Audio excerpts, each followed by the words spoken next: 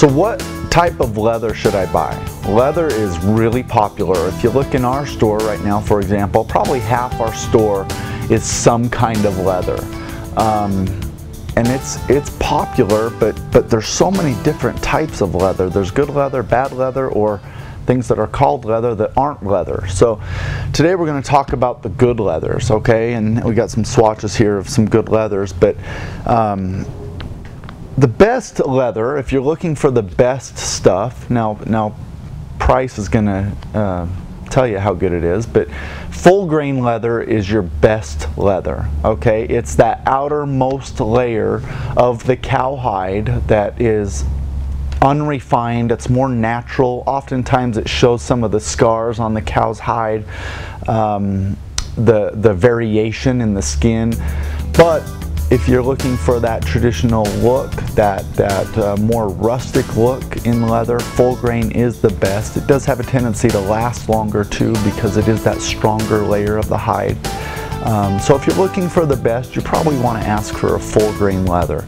The next one, and probably most popular leather, is top grain leather. We've all heard of top grain leather. And that is also the outer layer of the, so when I say outer layer, they actually cut, when they get these cowhides, they actually split them in layers. And a top grain leather is about 3/64 of an inch of the actual hide. So if you ever think you're getting the whole hide of a cow, you're not. You're getting a layer of that. So top grain is similar to full grain, where it's that outer layer, except that top grain is more refined. It's sanded, it's finished, you kind of get rid of the scars or the natural looks of the cow, and you get top grain. You know, it's more smoother. Great stuff. Not as good as full grain because it's not as natural and it is a little more refined, but really good, and probably 80% of the leather we sell is top grain leather. So great stuff. Top grain is probably what we would most often sell around here because people don't want that natural looking stuff as much as the top grain stuff.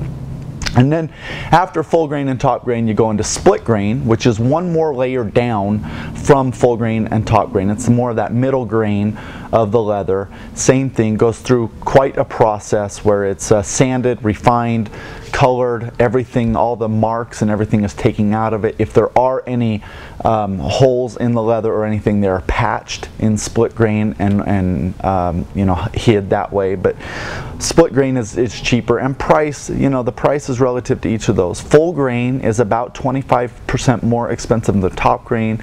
Top grain is about 25% more expensive than split grain.